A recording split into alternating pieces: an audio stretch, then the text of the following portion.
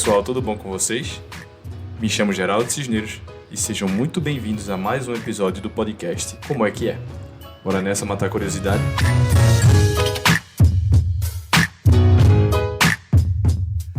Data, mas não de aniversário, mas sim de dados. Muito tem se falado de Big Data, inteligência artificial e que os dados são o novo petróleo. E no meio disso tudo estamos nós. Como será trabalhar com isso? Será que estamos perdendo nossa privacidade? Tudo agora parece meio louco, mas como disse William Bonner, calma. Para explicar tudo isso pra gente, está o consagradíssimo Paulo Calado. E logo vou perguntando para ele. E aí, Calado, como é que é?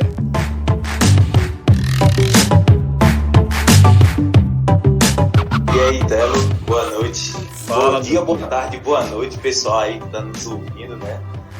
Esse mundo aí um pouco tão hypado atualmente, mas um pouco nebuloso para muita gente. E aí vamos conversar um pouco, tentar esclarecer algumas coisas aí. Boa, Dr. Paulo, então seja muito bem-vindo aí. Já lhe conheço de uma data, você agora tá morando em São Paulo, tá distante. Mas... Exato, pra terra da garoa. Calado, meu velho, queria saber um pouquinho primeiro da tua história. Como é que você chegou até o momento, até o presente, como é que você chegou a trabalhar agora com dados. Mas conta um pouco do teu histórico aqui. Eu comecei a trabalhar com dados, Telo, foi na verdade assim, acho que foi muita sorte, né? Se me perguntassem em 2018, aí eu cursava ciência da computação, e aí se me perguntassem em 2018, né, o que é que eu queria seguir, eu ia falar que eu queria seguir na carreira de desenvolvimento mobile. Eu tinha aplicativo publicado aí na Play Store, tinha estagiado como desenvolvedor mobile. E só que aí, quando eu fui cursar a disciplina do TCC, né, escrever o meu TCC, a universidade ofertou a disciplina de computação para análise de dados. E aí foi quando eu descobri, né, esse mundo. Eu já tinha cursado as disciplinas de inteligência artificial e etc., que é parte da grade obrigatória da universidade, mas, enfim, não tinha de fato imergido mesmo na área.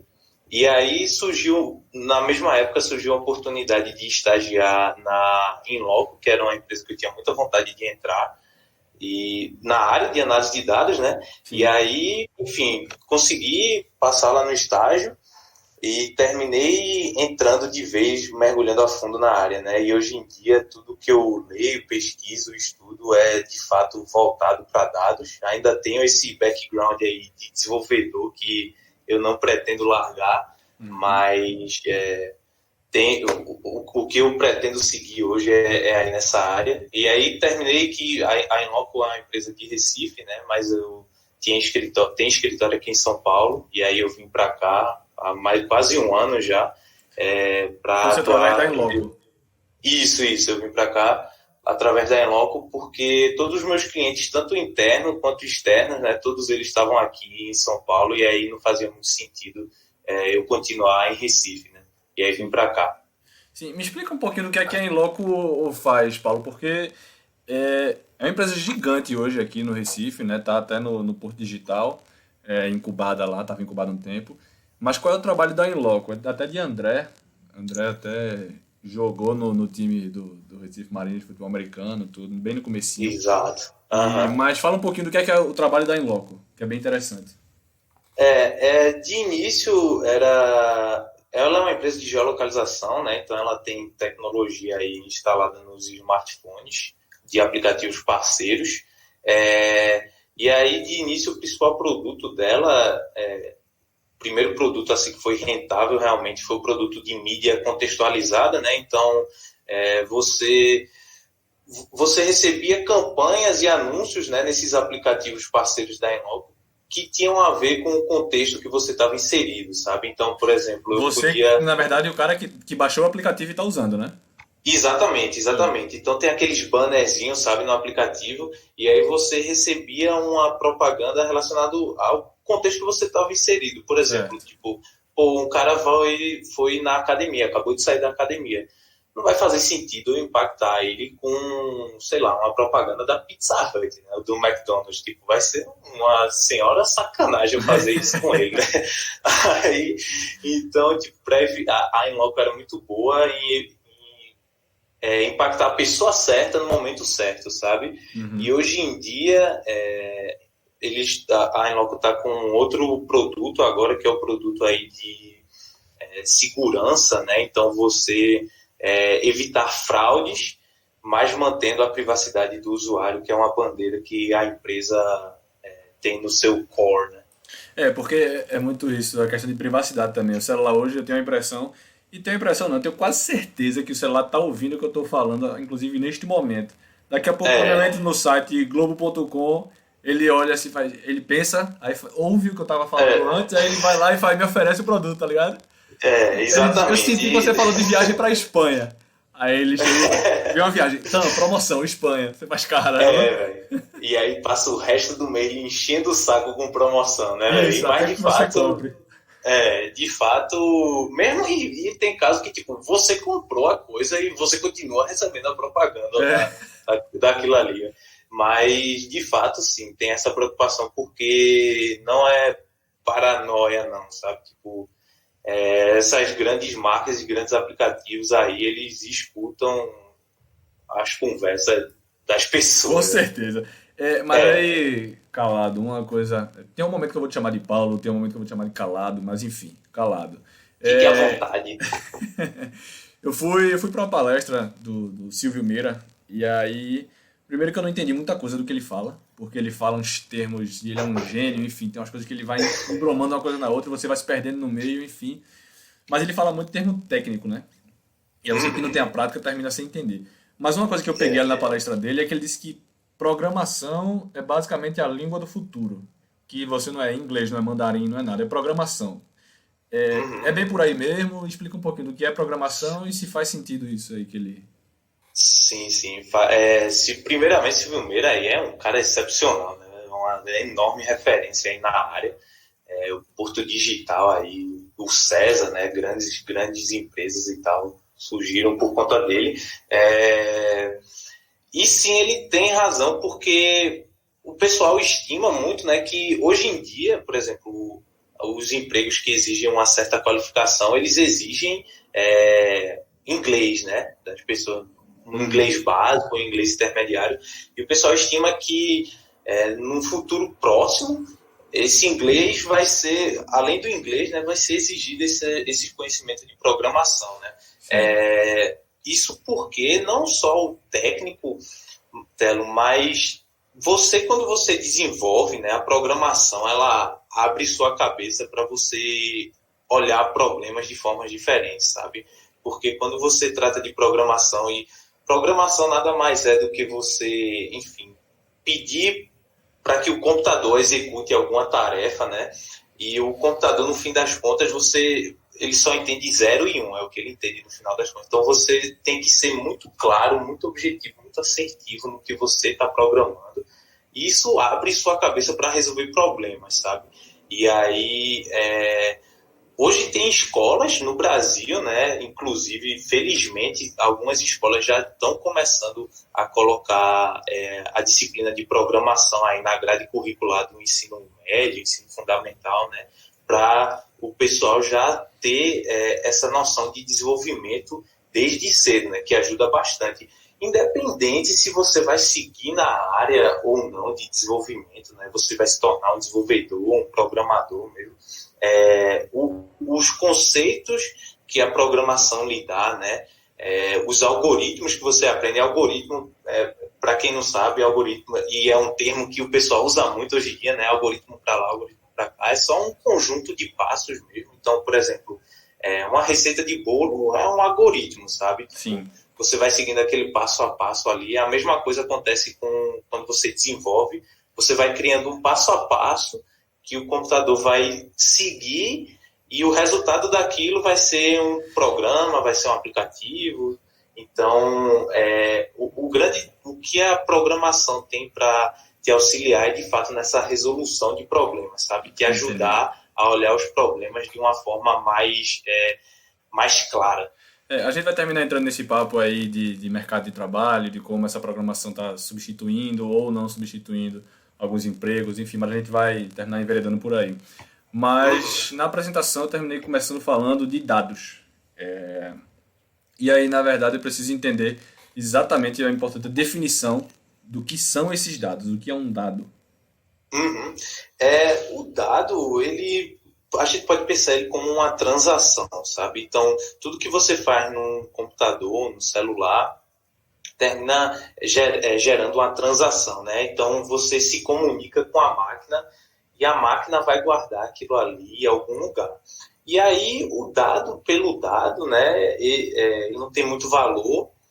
O que é importante mesmo, que tão hypado, é você extrair informação daquilo ali, né? Então, você gerar insights, você utilizar aquilo como insumo para alguma decisão, é o que está na moda, né, hoje em dia.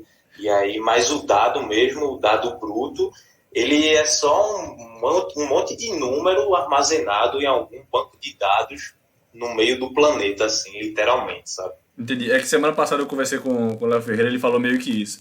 Dados não são o novo petróleo, porque se eu lhe der um copo de petróleo, você não pode comprar um ar-condicionado, um violão, enfim, nada com ele. Mas é o que você pode fazer com ele, basicamente, né, que é o mais importante. Exatamente. O dado bruto, dado pelo dado, ele não tem informação nenhuma, porque você vai olhar assim uma tabela num banco de dados e aí tu pode imaginar um arquivo do Excel, sabe? Que tem milhares, milhões de linhas lá. E, tipo, uma linha individual daquela não vai significar absolutamente nada. Mas quando você usa em conjunto com outros bancos de dados ou faz agregações para extrair valor daquilo, aí é que está a beleza da coisa, sabe? Entendi. Então me diz um pouquinho aí, como é hoje o teu dia a dia, Calado, em relação a teu trabalho? O que é que tu faz exatamente? Como um analista de dados, eu tinha demandas muito externas, né, de clientes externos, e aí o time de Business Intelligence da Inloco, ele era composto por um time interno que atendia demandas internas, né, então demandas do time operacional, do time de operações, do time jurídico, financeiro, desenvolvendo métricas para ajudar esses times, mas eu atuava com a frente de atender clientes externos, e aí era de entender o comportamento do mundo físico, das lojas do mundo físico desses clientes, né? E ajudar esses clientes na tomada de decisão deles. Então, eu migrava muito, eu transitava muito entre o mundo puramente técnico, né? Entender a parte técnica da coisa, desenvolver extrações, etc. E também o mundo do negócio, de entender do negócio do cliente, enfim, entender dos processos para construir relatórios e etc., métricas que ajudassem, de fato, o cliente com alguma coisa. Com alguma decisão, né? Isso, exatamente, com alguma decisão. Então, é como se você compilasse as informações no relatório e dissesse, tá aqui o que você queria de informação, estou te passando, e aí o que você vai fazer agora é com você. Exatamente, porque o que acontece era um desafio muito grande você se tornar um analista de dados, assim, um BI de um cliente externo, porque ninguém vai entender mais do negócio do cliente do que o próprio cliente, né? Tipo, eu não vou chegar e vou falar para o meu cliente que eu entendo mais do negócio dele do que ele próprio. E aí, enfim, eu chegava até um limite, sabe? Fazer, tem tudo isso daqui, mas essas aqui são as ferramentas e o que você vai decidir, quem vai ter que desenvolver tudo isso aí é você próprio, porque o meu conhecimento tem esse limite aqui sobre esse negócio, etc. E, enfim, tinha coisas que, até mesmo por conta de cláusulas de contrato, de confidencialidade, né, eles não podiam me passar, então eles tinham que tratar internamente, sabe? Entendi. Agora, como é que tu, por exemplo, chega uma empresa, eu sou, como você falou, uma academia, beleza? Eu chego, Calado, eu preciso de dados sobre pessoas que frequentam a academia e tal, eu preciso entender um pouco disso daqui, e eu preciso te passar também a intenção, tipo, porque eu quero esses dados para ver se eu consigo atrair um novo público, ou se eu consigo implementar um novo tipo de aula aqui dentro que meus alunos gostam, Uhum. tipo de alimentação, enfim. Onde é que você colhe esses dados para poder passar para o cliente? Sim, bom, quando eu atuava lá na Inloco, os clientes eles chegavam sim, com a necessidade meio que pré-estabelecida já, né? Então eles tinham a necessidade de, eu quero abrir lojas, ou então eu quero saber de que horas eu aloco meus funcionários, ou eu quero saber quais dias são melhores para eu fazer uma campanha de marketing, seja, enfim, com a própria Inloco, ou seja, em algum outro veículo de comunicação. Então eles tinham esses problemas e os dados que eu ia atrás, a boa parte deles, obviamente, eram da própria Inloco, né? Mas, enfim, quando você tirava insumos de notícias e do que estava acontecendo no mundo mesmo, né? Para você tentar correlacionar algumas coisas, isso era sempre o a mais, sabe? O plus, o que meio que dava o charme da coisa. Sim. E aí essa era a ideia. Mas de trabalhar com base de dados externas assim, eu só cheguei a mexer mesmo com a base de dados do IBGE, mas de outras empresas assim, não Entendi. Então chegava você a vai trabalhar. colhendo informações do próprio meio para poder chegar para ele e mostrar. Porque eu pensei que Exatamente, exatamente. tu pegava, por exemplo, já ouvi falar de casos de você usar o seu cartão de crédito em tais lojas. O meu cartão mesmo eu uso em comprar Aham. ar-condicionado, compro não sei o quê. Aí a Visa vai colher essa informação e talvez a própria Visa tenha um sistema desse lá dentro e vai chegar para mim e dizer, Geraldo, a gente viu que você consome muita coisa, tá aqui uma promoção de em tal loja e na Visa a gente pode te dividir em 16 vezes, não sei. Alguma coisa mais personalizada, entendeu? Para mim, já que ele sabe do meu tipo Uhum. de consumo. Pensava que era muito Sim, nesse sim. tipo de característica. Não, algumas empresas de fato vendem dados enfim, terminam utilizando isso, mas lá, quando eu atuava, com o que eu atuava, Beleza. não era muito nessa vertente aí não, sabe? Muito pela bandeira da privacidade que era levantada lá Lógico. na Isso empresa. é importante. E tem alguma característica específica dos profissionais de analista de dados que tu vê, Calado? Aham. Olha, Telo, eu acho que ela é interessante a gente deixar claro assim, que a área de dados, né, abrange muita coisa e os profissionais de dados, hoje em dia, a gente tem basicamente os três principais papéis. São os cientistas de dados, Certo. a pessoa que é engenheira de dados e a pessoa que é analista de dados, beleza? Certo. Essas são as três principais sub-áreas assim, dentro dessa grande esfera de dados. E, enfim, o cientista de dados, a pessoa cientista de dados, ela vai ser a pessoa responsável por criar modelos matemáticos, né, modelos estatísticos, e que vão automatizar ou recomendar alguma coisa. Né? E aí é que entra muito toda aquela história de machine learning, de inteligência artificial. Ou seja, a partir desses modelos, esses cientistas vão te recomendar algo. Então, por exemplo, o Netflix, né, quando você tem lá recomendações para você, foi porque algum cientista foi lá, implementou, fez os cálculos, tudo e etc., tudo que é necessário, né, pegou as referências e tal, para criar aquele modelo que termina sendo uma engenhoca, tipo, não que vai ter engrenagens, né, e parafusos físicos, mas ela se torna de fato uma máquina virtual que vai pegar dados, vai aprender com aqueles dados e vai te retornar algum resultado, certo? E aí esse cientista é que vai criar essa máquina aí, essa engenhoca. Que é o que a Netflix faz de indicação de filmes e tal. Já que você viu isso, isso aqui também. Exatamente. Perfeitamente isso. E aí tem a pessoa que é a engenheira de dados, e aí, uma vez que essa engenhoca aí foi criada pelo cientista, né, ela precisa ser posta para funcionar, né?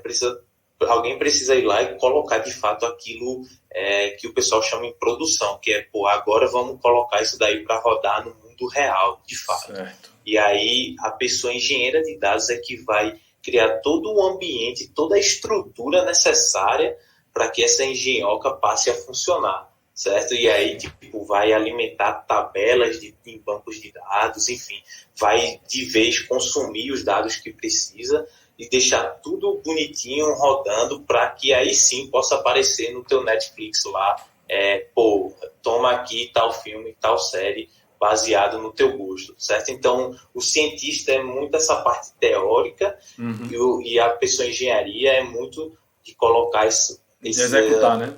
Exatamente, de colocar em prática, né? E aí, na outra ponta, tem a pessoa que é analista de dados, que era muito que eu atuava, que, enfim, uma vez que essa engenhoca foi criada, que ela está funcionando e que está alimentando alguma base de dados, e gerando esses dados, né, o analista vai tentar extrair alguma informação, algum insight, para ajudar na decisão de um negócio, de um produto, enfim, qualquer que seja o objetivo, e apresentar para o time de diretoria, apresentar para o time de produto e etc. Então, o cientista, ele precisa muito desse background matemático, estatístico, de fato, você trabalhar com álgebra linear, trabalhar com cálculo e etc. Conceitos que, quando você vê no colégio e até mesmo na faculdade, eles são um pouco distantes, você acha que nunca vai utilizar, mas o pessoal utiliza pesadamente isso daí. Engenharia, você precisa desse background, um pouco mais de desenvolvimento de software, as práticas de engenharia de software, né?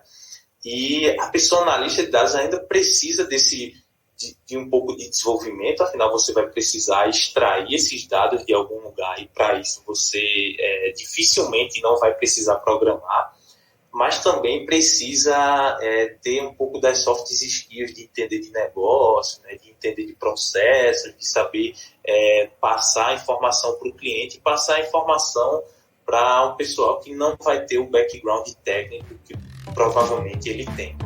Entendi.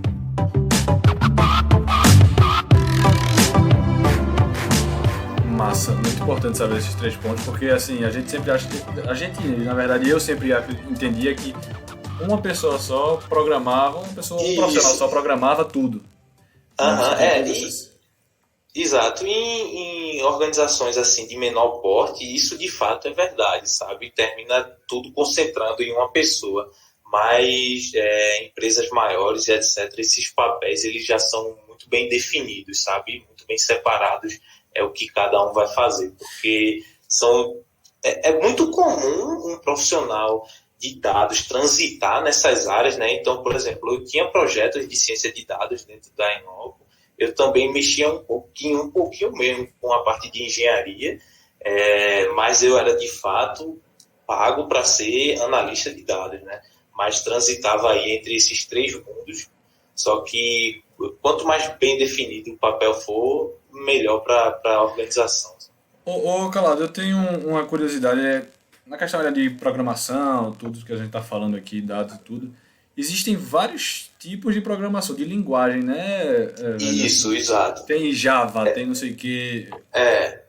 Tem uma infinidade de linguagens aí, Java, C, C Sharp, C++, .NET, Python, um monte mesmo. O que é isso? Diferentes paradigmas. O que é isso, basicamente? O que é que isso quer dizer? E isso o que cada vantagem ela vai ter sua peculiaridade, sabe? Cada linguagem vai ter suas vantagens, suas desvantagens. A gente costuma dizer que não existe assim uma bala de prata e essa é a melhor linguagem da face da Terra. Não. Isso depende muito do seu problema. Por exemplo, quando você trata com dados, a linguagem Python, a linguagem R, elas são as mais utilizadas porque elas foram construídas pensando nos problemas de dados, né? Então elas otimizam extrações, otimizam você trabalhar com base de dados. Quando você vai para o desenvolvimento de software, então Java ela já é uma linguagem um pouco mais consolidada porque ela foi criada pensando em desenvolver software de fato, né? Por exemplo, para você desenvolver para mobile, né, para Android, o Java ele era muito utilizado para o Android. Hoje em dia o Kotlin é uma outra linguagem de programação aí que surgiu, baseada no Java, e meio que está aos poucos tomando o espaço, né, do Java. E elas são linguagens que são pensadas em otimizar. Então, quando você trabalha com mobile, você tem que pensar em otimizar o processamento da sua aplicação, o quanto de dado aquilo vai consumir, né? E essas linguagens, cada uma tem essas peculiaridades que vão fazer a diferença no seu uso, sabe? É muito louco, porque Léo Ferreira, que eu estava conversando também semana passada, aí que eu já falei aqui, mas a gente teve um aplicativo, eu, ele e Cláudio, sobre negócio de vinhos. E aí a pessoa pesquisava, ele dizia pra gente o evento que ele ia ter, ou seja, ele ia estar na casa dos sogros, ia comer um macarrão com um molho de queijo. E aí era um evento social, enfim. E aí ele dizia, bom, me indica um vinho. E aí a gente, de acordo com a situação que a pessoa ia passar, a gente indicava o vinho. Só que a gente tinha uma empresa que a gente contratou para fazer esse mobile, e aí era interessante porque eles tinham toda uma programação, ou seja, clica aqui, quando você clicar aqui ele abre para cá. Baseado nessa experiência que o cliente criou, a gente vai indicar tais vinhos. Porque se ele vai escolher um molho de tomate, é mais vinho Malbec, é vinho não sei o quê, enfim, toda uma especificação. Mas a programação disso, para que você, cliente, clique e ele vá para onde a gente quer que ele vá, esse 01, esse não sei o quê, essas linguagens todas que a gente tá falando aqui, é uma loucura, velho. É uma loucura. Ele é um cara que, literalmente, ele tá com duas telas. Uma soma a outra, né? Ele amplia a tela porque ele tem um laptop e tem uma TV atrás. E vai passando o negócio e eu vejo uma tela, ele mexe aqui, mexe ali, eu não sei o que bulhufa ele tá fazendo naquele negócio, tá ligado? É muito louco, é muito trabalho, velho, efetivamente. Você, enfim, para quem olha assim de primeiro, parece meio assustador, mas quando você vai entendendo, você vê que não é que faz sentido. Bicho de sete cabeças, e vai fazer sentido e termina sendo bem prazeroso, sabe? Quando você coloca lá e aquela parada funciona, roda direitinho, termina sendo prazeroso, mas tem sim esse leque aí de linguagens e de certa forma um problema assim para vagas de emprego, né, etc, porque as vagas geralmente terminam exigindo uma quantidade enorme lá de linguagens. É bem comum você vai procurar um emprego aí na área de desenvolvimento, de programação, você vai ter lá uma série de requisitos exigindo um bocado de linguagem. E aí não é trivial, sabe? Porque é o mesmo que você vai se aplicar para uma vaga e ela exige que você saiba falar português, italiano, espanhol, sei lá, francês, tá ligado? E aí é meio complicado, mas o importante, né, e o que a gente aprende muito na graduação de ciência como cientista da computação é você não focar na tecnologia, de fato, na linguagem mesmo, né? Porque, por exemplo, o Java hoje em dia domina, mas pode ser que daqui a 5 anos seja uma outra linguagem completamente diferente, sabe? Mas você entender os paradigmas e os conceitos por trás dessa linguagem, sabe? Que constroem essa linguagem. E aí, você entendendo isso, você consegue flutuar melhor aí, independente e ficar um pouco mais independente da tecnologia, de fato. Eu confesso que eu comprei um curso de programação naquele site da Udemy. Comprei bem baratinho, tá, de programação de Java. Ainda não consegui concluir, porque, meu amigo, vou dizer, viu? Bronca. Exige bastante, né? Exige, tem que fazer uma sequência, assim, muito de um dia ao outro, todos os dias, porque se você perder o fio da meada, meu velho, para relembrar... Exato, é muita prática.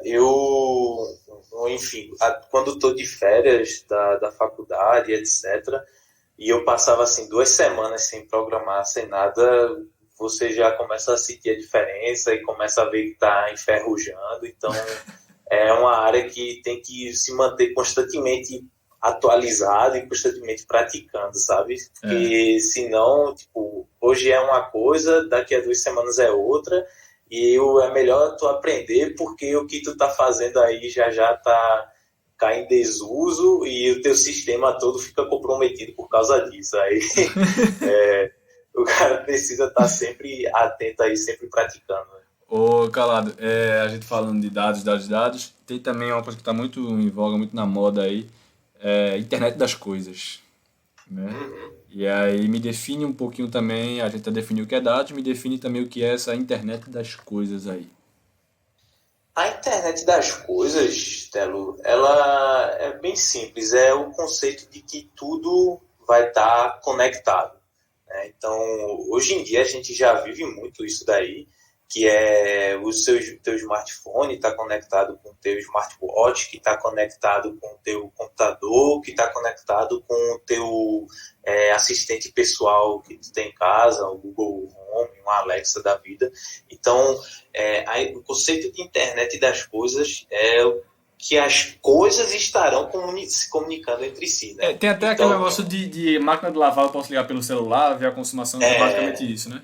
Exatamente, exatamente. E, tipo, aí, quando a gente pensa em internet das coisas, ela é fundamental para o conceito de computação ubíqua. Computação ubíqua é a gente pensar a computação em todo lugar, sabe? Tipo, a cadeira que está sentado, a mesa que teu computador está agora, está tudo conectado, tudo gerando informação e, consequentemente, tudo isso gerando dados, né? E isso gera uma quantidade absurda de dados. E é por isso que essa área está sendo tão hypada, está tão no foco atualmente, muito por conta do advento aí da internet das coisas, né? Desse boom que a gente está tendo. Tipo, se você para olhar em 2005, falasse que ia ter um smartwatch, todo mundo ia fazer... Que porra é essa aí? O Zordon, né, do Power Rangers. Ela falando com o relógio.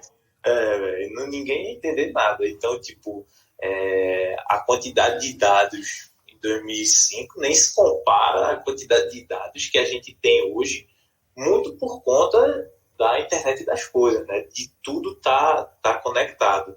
E a ideia é que a computação, aos poucos, ela vá deixando de ser reativa, porque hoje em dia ela ainda é muito reativa, né? Então, tipo, tu precisa fazer uma ação para que o teu celular, sei lá, te recomende algo, para que o teu celular peça uma comida, né? Ou, enfim, eu quero comprar estou precisando fazer feira. Eu preciso explicitamente ir lá no meu celular e pedir para que ele chame alguém que vai trazer uma feira aqui em casa. Mas a ideia é que com a internet das coisas e com essa computação ubíqua, a computação passe a ser um pouco mais proativa. Então, vai entender o comportamento e, baseado nisso, vai tomar uma decisão, entende? Entendi. Me dá um medinho, sabe? Porque, assim, meu amigo Vitor, que é que comprou essa máquina aí de lavar, que ele pode colocar as coisas, aí ele sai de casa, ele faz, pô, vou voltar daqui 1h30, é o tempo da máquina lavar, ele liga no celular, junto a isso ele diz, pô, eu quero chegar lá em casa depois da boate, quero que meu ar já esteja ligado, aí ele liga, bota a temperatura, depois Exatamente. ele vê quanto consumiu, ele vê tudo no celular, no aplicativo, tudo, meu velho. Exato. Agora, duas coisas que assim, não se relacionam diretamente, mas uma é que acho que a privacidade da gente, voltando a esse assunto, meio que morreu, a minha impressão é essa, né? Que é muito louco. Sim. E a outra é que as máquinas estão, de fato, começando a tomar uma proporção gigante das coisas, porque para a idade da gente, que é em torno de 30 anos e tudo, a gente já está acompanhando isso com um volume que está acontecendo muito rápido, essas mudanças, né? De celular, a gente pegou o celular com botão, hoje é sem botão, e, enfim, transações de banco no celular, tal. Mas para minha avó, meu amigo, para minha avó, ela viu a TV nascer e hoje ela já está, para ela, com essa crise do Covid que a gente está vivendo, a gente teve que instalar no celular dela o aplicativo do banco. Para a vovó ver que não tem o papelzinho amarelo na mão dela pago, meu amigo, assim, tá pago, tem certeza, como é que a gente sabe? É difícil, né, velho? Então, assim, porque não é muito tangível, né? Não é tangível, justamente. Então, esse receio, mas principalmente de que a privacidade da gente acabou. É o filme Minority Report, com Tom Cruise, sabe? É tipo, esse cara daqui a 2 semanas tá propenso a cometer um crime lá. Já vamos evitar, já vamos lá na casa do cara, enfim, né? Evitar que a coisa aconteça no futuro. Então a minha impressão é de que com todos esses dados aí, porque eu acho que já não tem mais como fugir, velho, é impossível fugir disso. Acho que a privacidade morreu, não morreu não? Olha, morreu é uma palavra muito forte, mas eu diria que está em xeque, né?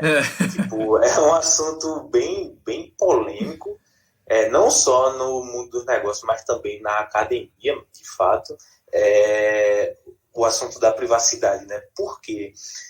Voltando aí ao exemplo de 2005, tipo, se você fosse privilegiado o suficiente para ter um computador com acesso à internet, o que a empresa ia ter de dado teu era tipo o que tu navegou no domingo lá, que a internet de escada era grátis, e no máximo uma conversa tua no MSN aí, no Orkut, com alguém, né? Sim. Hoje em dia, se você tem, por exemplo, aí feito teu amigo, tipo, que tem ar-condicionado, sei lá, vai que tem um smartwatch, então as empresas hoje em dia, elas sabem onde tu estava, qual temperatura do teu quarto tu prefere, de que horas tu foi dormir, de que horas tu acordou, onde tu mora, onde tu trabalha, teu batimento cardíaco,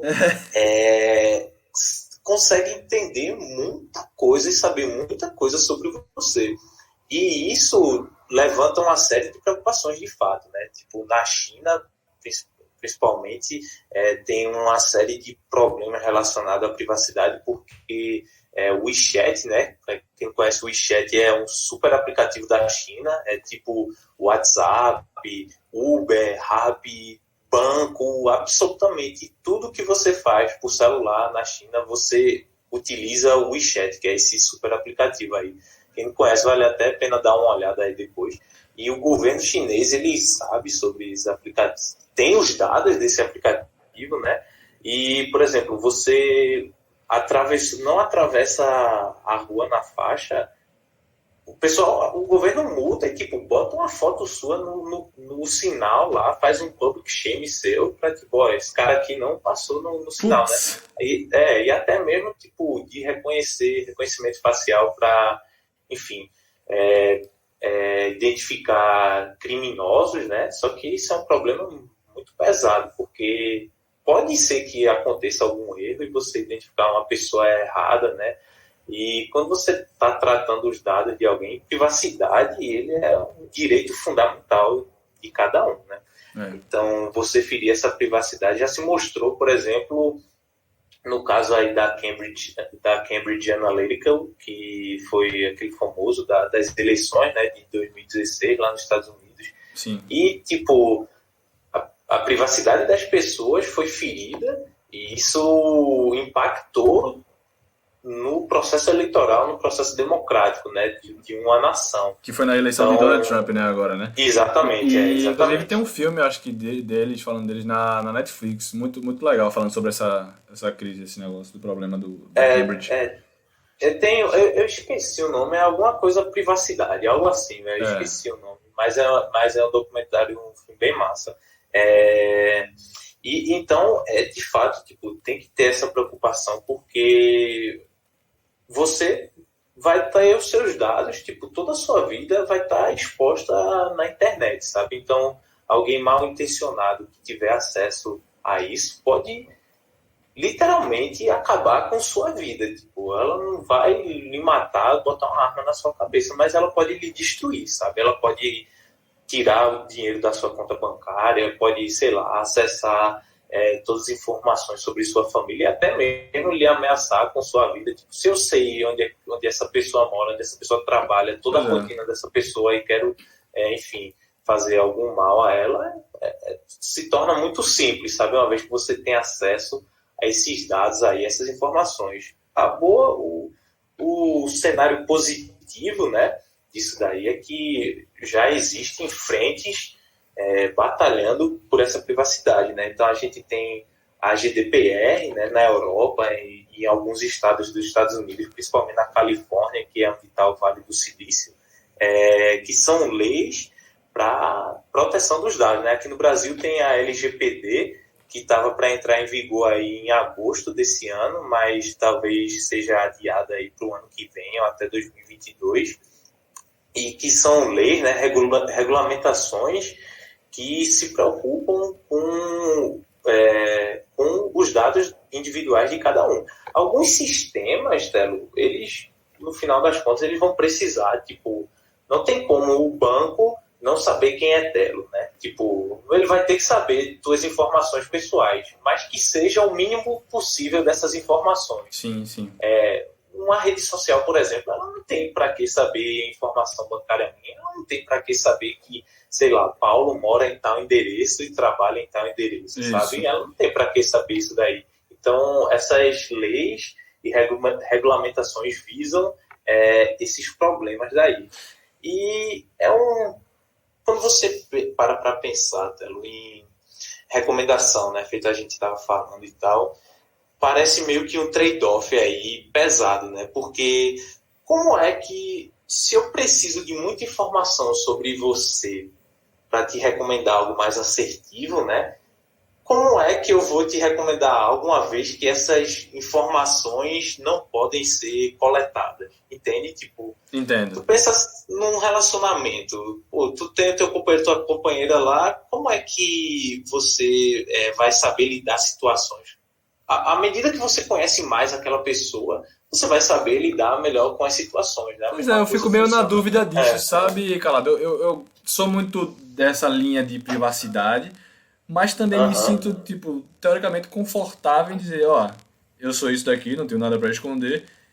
Me mostrem coisas que eu de fato quero, não tenho acesso, não acho muito fácil, então me mostre, personalize as promoções e as coisas para chegarem para mim mesmo. E, pô, vai que desperta uma vontade de comprar, de usar, de, enfim, usar o serviço. Então, é como você tá falando, é meio louco esse pensamento. Exatamente.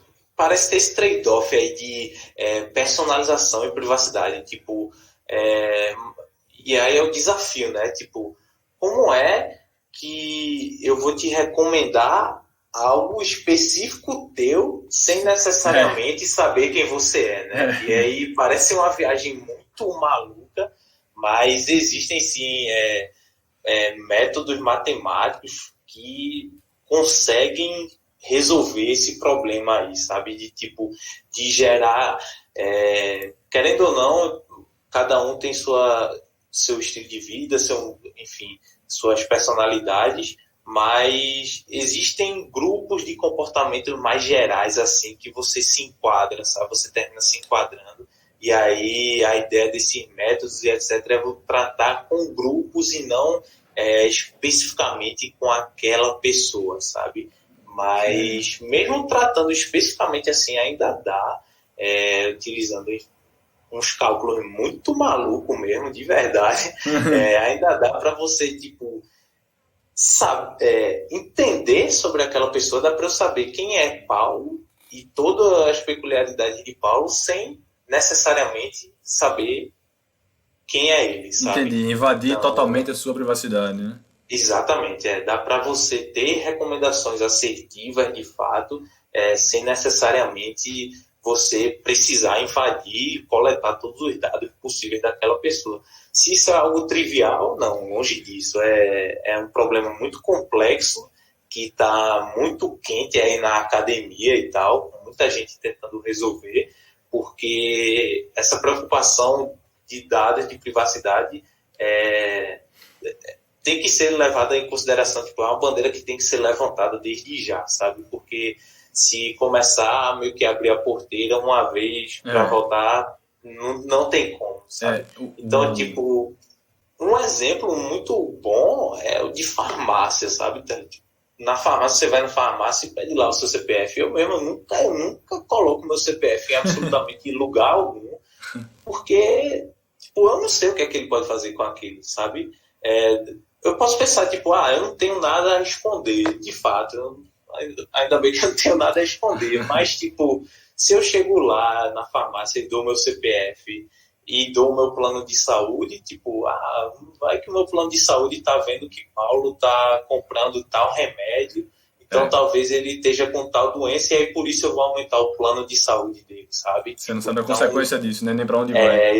Exatamente. Então é por isso que precisa desse... Mas aí é muita maldade, porque, bicho, assim, na farmácia quando você vai aqui, a gente tem milhões de farmácias no Recife, é uma cidade de farmácia, aparentemente. É um negócio que, assim, bicho, quanto é o remédio? É 30, mas se você me der seu CPF, sai 7,50. Sabe, Paulo, é meio louco, assim, é apelativo, mas a gente sabe Exato, que quando bate no bolso, bicho, é Aham. difícil. A privacidade fica um pouco pra lá, sabe, Paulo? De, tipo, deixa, Exatamente. coleta essa informação Exatamente. aí. Faz aí o que tu quiser.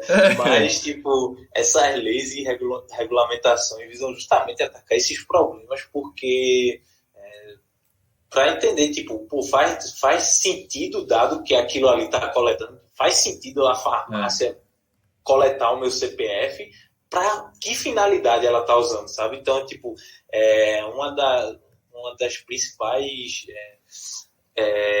cláusulas lá da LGPD tipo, o cliente saber a finalidade daquele dado, Isso é sabe? importante. Tipo, se eu tô te dando esse dado, qual é a finalidade daquilo? E também, tipo, se uma vez eu te dei esse dado e eu não quero mais que você tenha ele, eu consegui excluir, apagar aquele dado para sempre e ninguém ter acesso, sabe? Porque o grande problema enfim, além dessas maldades aí que grandes corporações, enfim, possam fazer, né, visando o lucro, tem também o problema dos ataques cibernéticos, né? Tipo, as grandes guerras hoje em dia, elas são silenciosas, né? Tipo, o pessoal tentando atacar bancos, tentando atacar, enfim, sistemas sensíveis para coletar informações que você não quer nem um pouco que, tipo, vazem por aí.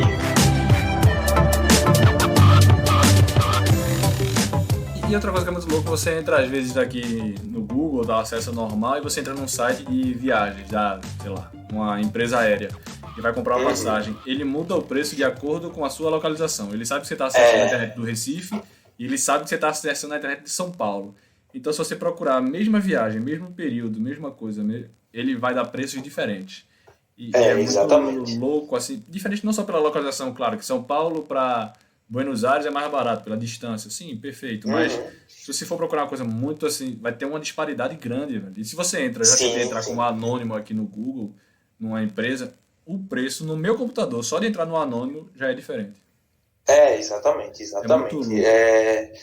Eles tentam entender esse comportamento visando, tipo, de fato, extrair o máximo de lucro possível e aí até que ponto isso é ético ou não, né? Isso. E aí entra nessa seara muito mais filosófica, de fato. Do que... Ô, Paulo, só pra gente colocar aqui, aquela crise problema da eleição americana da Cambridge Analytica, o nome da Netflix lá é Privacidade Hackeada. Tá? Isso, exatamente. Privacidade hackeada, esse mesmo. Quem quiser vale a pena assistir. Muito bom. Vale. Enfim, essa coisa da privacidade, eu vi uma entrevista também até no Roda Viva daquele Yuval Harari, que é o escritor que escreveu Homo Deus e tudo mais. Eles falam nessa entrevista do Roda Viva sobre privacidade e como os governos têm que se colocar diante disso. Enfim, é uma discussão bem mais profunda que fica para o próximo podcast que a gente pode fazer. Porque entra na série bem filosófica aí, tipo, computação, internet é algo que é difícil de regulamentar, né? Porque tá surgindo, né? Tipo, a gente tá na crista. A gente não sabe como lidar ainda, né? Com muita coisa. Exatamente. Ô, Paulo, me diz outra coisa aí pra gente pegar esse contexto todo. Os empregos vão de fato acabar ou tá todo mundo meio que lascado? Como é que é o negócio? Tem esse medo aí, né? De robôs tomarem os empregos de todo mundo e etc. Mas se tu parar para pensar, a profissão ela é algo muito, digamos, efêmero, né? Tipo, passa.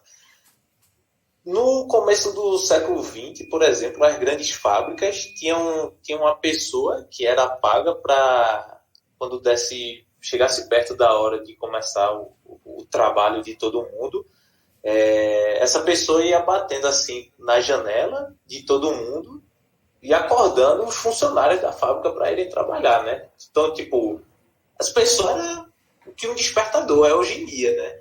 Sim. Tipo, o poste antigamente precisava de alguém lá e apertando. Então, a computação, a tecnologia, ela não destrói profissões, né? Ela cria novas necessidades. Profissões hoje em dia que a gente vê, sei lá, médicos, advogados e etc., talvez algum deles no futuro próximo não vai precisar tipo que um humano de fato execute aquela tarefa, sabe? Hoje em dia tem robôs que auxiliam em cirurgias muito críticas, né? E que tipo, se um médico termina errando, sei lá, 1 milímetro, assim, a mão vai um pouco mais para a direita do que deveria, o robô corrige aquilo dali para o médico, entende? Então, vão sim, tipo, alguns empregos como a gente conhece hoje, até mesmo um desenvolvedor, eu não sei se daqui a 20, 30 anos vai precisar de alguém desenvolvendo, sabe? Hoje em dia tem o Wix.com aí que você entra, cria lá o seu site, tipo, você não precisa pagar alguém que vai desenvolver o site ao Wix. Se você quiser ter uma qualidade muito boa e tal, você vai lá e constrói, né? Tipo, com algum profissional da área, mas vão se adaptando da mesma forma que teve a Revolução Industrial e que surgiram as grandes fábricas e grandes linhas de produção, né? Alguns empregos deixaram de existir para serem criados outros.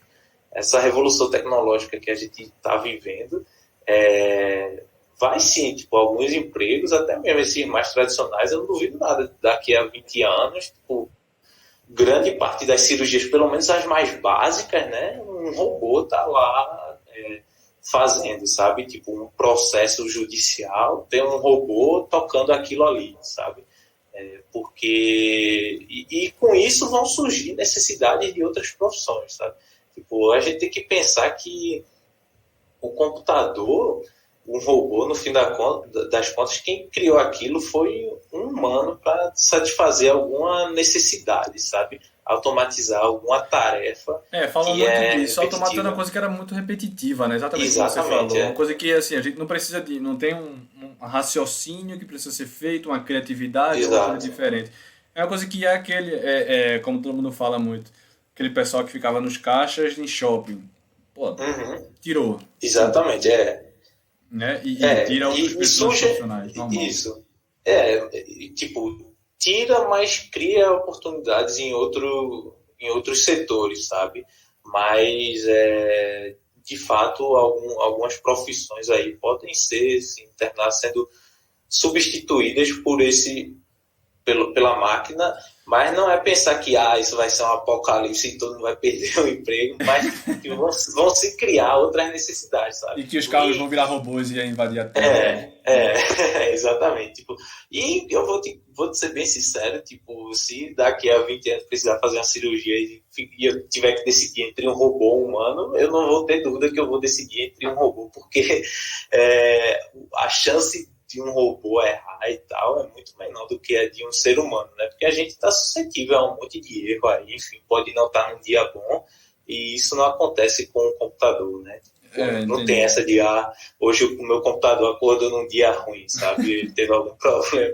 Então, tanto é que a gente bota a vida da gente em risco, digamos assim, à mercê das máquinas, tipo, quando viaja de avião, porque é um computador que está pilotando aquilo ali, né? O piloto, ele decola e ele pousa e tal, mas, tipo, todo o percurso da viagem é o computador, né? Daqui a pouco vão ser os carros, quem sabe.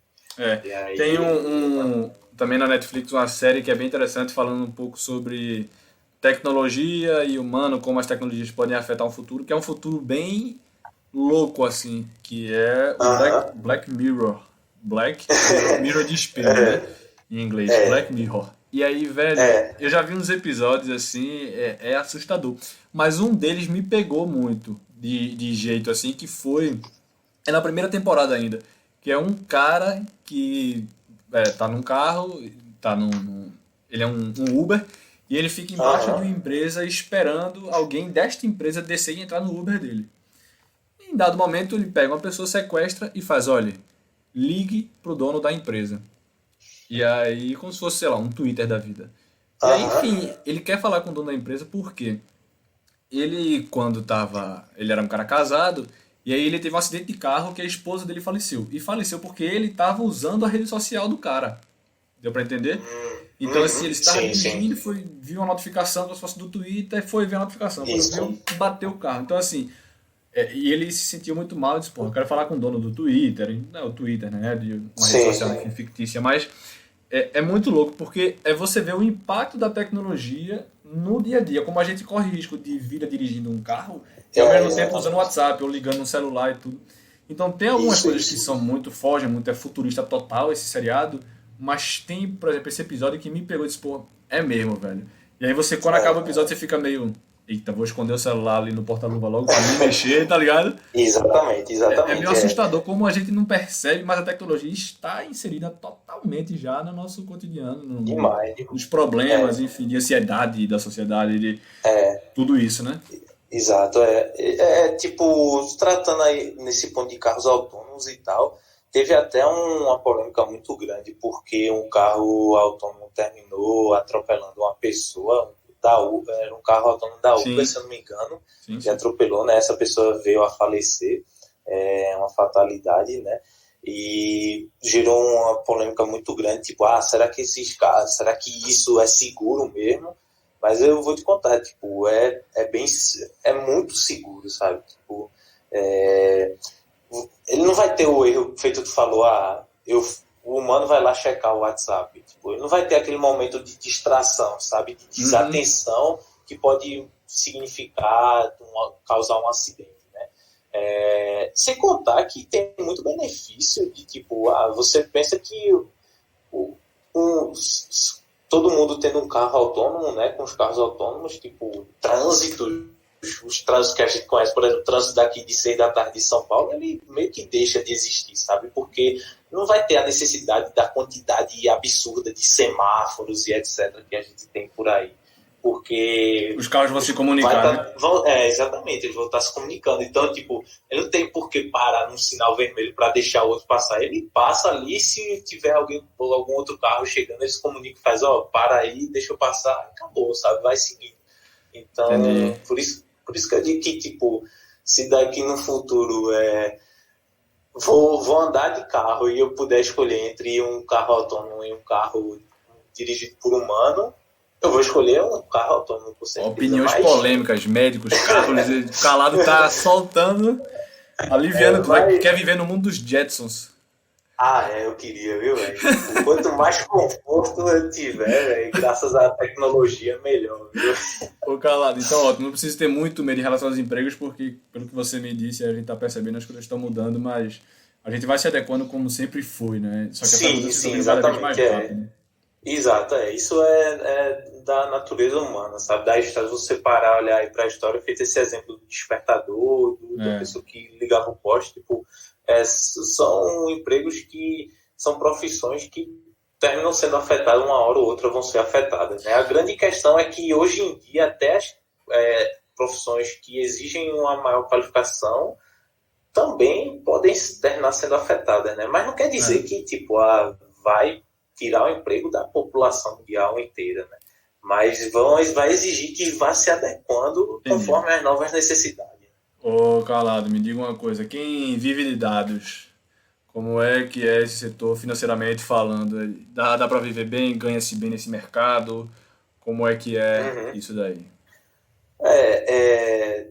Tem um monte de salário aí, se você for procurar aí para ganhar análise de dados, você vai ver rios de dinheiro aí, verdadeiras fortunas.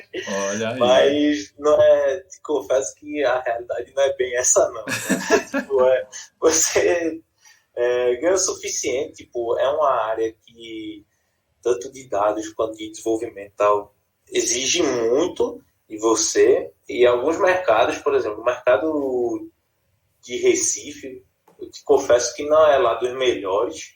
Mesmo com o Porto Digital aqui, velho? Mesmo tem algumas empresas e etc, que se destacam e tal, e são ótimos ambientes, mas tem muita gente, tem muita empresa que oferece salário bem abaixo e tal, e termina gerando uma sobrecarga de trabalho nos funcionários, e é um negócio bem tenso, né? Porque, enfim, tipo, você precisa estar sempre estudando, sempre atualizado, é um negócio que exige muita prática sua. E aí o mercado, às vezes, ele não, financeiramente, se você, tipo, eu vou entrar na área de computação e tal para ganhar dinheiro, porque eu quero ficar rico. Tipo, eu aconselharia procurar outra coisa, sabe? Você pode sim formar uma carreira de sucesso e, enfim, ter grandes salários, mas eu acho que a principal vantagem dessa área, Telo, é a globalização. Então, tipo, o que eu trabalho aqui hoje, eu trabalharia a mesma coisa nos Estados Unidos, na China, na Austrália, sabe? Perfeito. O que é diferente, tipo, de um advogado, por exemplo. Tipo, as leis daqui são diferentes das leis dos Estados Unidos, então você advogar em diferentes países é um pouco mais complicado. E até a formação que você tem aqui é a formação de linguagem Java, que é no mundo todo. Exatamente. A formação ela é bem universal, né? Entendi. Então, a principal vantagem que eu vejo da área de computação é essa globalização que você pode usufruir. Ganhar, assim, financeiramente dá para viver muito bem. Aqui em São Paulo tem um mercado muito bom para desenvolvimento e análise, e aí sim, você tem salários bem competitivos e tal, mas existem algumas armadilhas aí que o pessoal, é a profissão mais... Eu vi aí um estudo que cientista de dados era a profissão mais sexy do século XXI, um negócio desse. Muito por conta dessa globalização e pelo fato de que, tipo, a gente está gerando mais dados, então esses profissionais vão ser cada vez mais necessários, né? Mas financeiramente você vive bem. Rios de dinheiro, aí os salários exorbitantes aí que a gente que vê em notícia, etc., já não é tanta realidade assim, não. Perfeito. Paulo Calado, meu velho, meu amigo, irmão, camarada. Vamos ao bate-bola, jogo rápido. Diga pra mim, vamos começar com a pergunta. Você acha que nesse mercado de hoje em dia é melhor um profissional generalista ou um especialista do assunto? Se você for tratar assim, trabalhando com dados, realmente, o ideal vai ser alguém um pouco mais generalista, sabe? De poder olhar para diferentes problemas de diferentes contextos. E aí você ter alguém generalista que consiga transitar sobre essas áreas, eu acho que é mais importante, apesar de que o especialista, você vai ter que sempre tratar com um especialista, sabe? Você como cientista, como analista de dados, eu acredito que o ideal seja você ser esse generalista, mas ter alguém especialista naquela área que você está entrando. Tipo, Entendi. Por exemplo, você vai ver... Hoje em dia está a pandemia, né? Então tem muito estudo e etc. sobre a curva, tentar prever quando é que vai ser o pico da curva, não sei o quê. Só que tipo, é um monte de cientistas que são generalistas e não tem alguém especialista ao seu lado, algum epidemiologista, sabe? Alguém da área, de fato, Entendi. dando input para aquilo ali. Então, trabalhar com dados, o ideal é generalista, e mais ter algum especialista que vai lhe guiar naquele projeto, naquele problema lá. Perfeito. Me diga uma coisa, reunião presencial ou reunião à distância? Se precisar de fato existir a reunião, que seja presencial e com limite de 1 hora, por favor. Porque uma reunião com mais de 1 hora é porque vão precisar de mais do que 1. Reunião com mais de 1 hora não vai decidir nada, velho. Tenha certeza. Todo podcast aqui ouça a mesma resposta. Tem reunião que poderia ter sido um e-mail. Tem reunião que poderia ter sido um e-mail. A mesma resposta. Velho, porque é foda. O pessoal termina avacalhando, querendo criar reunião pra decidir reunião. Pronto, uma reunião pra fazer outra reunião depois. Mas Diga. Se precisar, tem que seja presencial, porque eu acho que esse contato humano aí, A diferença. a máquina não consegue substituir ainda. Boa. Se você pudesse indicar somente um livro para que todo mundo lesse, que livro, Calado? Olha, Telu, um muito bom e aí que eu tô lendo, um colega meu me deu de presente aí, 1984, do George Orwell. Um livro sensacional e trata muito aí desse problema de privacidade. É um livro que foi escrito nos anos 40, né? E que aborda problemas que nós estamos vivendo hoje em dia, né? Então acho que esse livro é uma referência muito massa para quem, enfim, tiver a fim de uma leitura Boa. Mais, sei lá, complexa, não é nem tão complexo assim, né? Mas tipo, um pouco mais rebuscado. Aí só um parêntese rapidinho, tipo, tem um livro muito bom, mais sobre a área de dados e etc., que é Como Mentir com Estatística. E aí esse livro é bem legal, tipo, ele mostra abordagem, né, conceitos que, tipo, às vezes você olha assim, você vê um estudo estatístico e alguém mete a banca lá e mostra uma equação super difícil de você entender, você já fica, caramba, esse cara deve estar falando a verdade, mas nem sempre isso é verdade, sabe? Tipo, tem um site legal aí para quem quiser depois dar uma olhada, de correlação espúria, pode botar lá Spurious Correlation no Google, aí vai ter o site lá que é tipo, o pessoal hoje em dia costuma confundir muito correlação com causalidade, né? Então, só porque duas coisas estão correlacionadas quer dizer que uma causa a outra, sabe? Quando na verdade isso não é verídico, tipo, pode ser só a aleatoriedade do planeta. Então tem lá um gráfico que acho que muita gente já viu, de filmes de Nicolas Cage e mortes por afogamento em piscina. E tipo, são duas variáveis que estão muito correlacionadas. Quando uma sobe, a outra sobe, mas obviamente, só porque Nicolas Cage fez mais filmes no ano, não vai dizer que vai ter mais gente morrendo na piscina naquele ano, né? Claro. Então, esse livro aí, Como Mentir com Estatística, é uma bibliografia legal. Boa. Quem quiser Agora, se você pudesse só ensinar uma coisa para uma criança, o que seria essa coisa? Boa, velho. Ensinar uma coisa para uma criança... Eu ensinaria, cara, respeito, porque eu vejo que empatia, né? Empatia. Você se colocar no lugar do outro, porque é algo que, principalmente na sociedade que a gente vive hoje, tá faltando muito, né, das pessoas. Boa. Eu sei que você gosta muito de futebol americano, tudo de... Seu time agora Sim. contratou o grande casal Tom Brady e Gronkowski. Exatamente. Mas não vamos entrar nesse assunto, nesse mérito, tá? Só queria citar isso. Mas como você conhece de esporte, essa pergunta daqui é a principal. Rafael Nadal ou Roger Federer? Escolha um. Escolha um dos dois e escolha o melhor. Olha, velho. Tênis não é muito minha especialidade, mas eu prefiro o Roger Federer. É isso. O cara é escalado. Meio que transcendeu aí o esporte, eu acho, já. Perfeito, cara.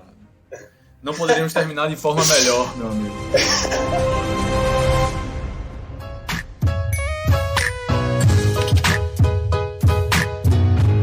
Queria deixar aqui agora você ficasse à vontade para falar. Onde é que a turma lhe encontra? Onde é que a turma debate com você sistemas polêmicos de médicos e carros? E futurologia e mercado de trabalho de dados, enfim. E deixar um agradecimento aqui que você aceitou o convite nesse tempo. E, enfim, fica à vontade, Calado. Enfim, eu não tenho, assim, não sou muito fã de redes sociais, não. Mas quem quiser pode me encontrar no LinkedIn lá, procurar Paulo Calado e tal. Quiser bater um papo aí depois. No Twitter, eu costumo falar um pouco sobre dados e etc, né, sobre esportes, então @IMissChipotle, um pouco esquisito, mas... Chipotle o molho, não? Na verdade é uma cadeia de restaurante lá dos Estados Unidos que é excelente. Se alguém algum dia tiver a oportunidade de pisar em solo americano, eu recomendo bastante você ir nesse restaurante. Ou seja, eu sinto falta do restaurante Chipotle, é isso, seu... Exatamente. E se alguém de lá um dia escutar esse podcast, por favor, abram aqui uma franquia no Brasil. Boa, Calado, meu irmão. Obrigado por ter chegado até aqui. Obrigado você, viu, velho? Foi massa e a gente, quem sabe, bate um papo depois melhor sobre isso. Show de bola. Obrigadão, Telo, pela oportunidade aí. E rapidinho, eu queria, enfim, aproveitar esse momento aí para quem for da área e tal, né? medicina e etc. estiver trabalhando aí na linha de frente no combate à pandemia, deixar o meu agradecimento, né? Tipo, um trabalho muito nobre que esse pessoal vem fazendo e que isso já passa, né? Tipo, é difícil, mas já passa. Boa, Calado. Boa. Show? Valeu. Muito obrigado por ter ouvido mais um episódio do Como é que é. Segue a gente aqui no Spotify ou na sua plataforma preferida, porque toda segunda-feira, às 8 da manhã, tem um novo episódio. Aproveita e segue a gente também, claro, no Insta e no Twitter, no @podcomoeque. Manda lá tua sugestão, tua crítica, fica à vontade. Beleza? Até o próximo episódio. Muito obrigado, um abraço.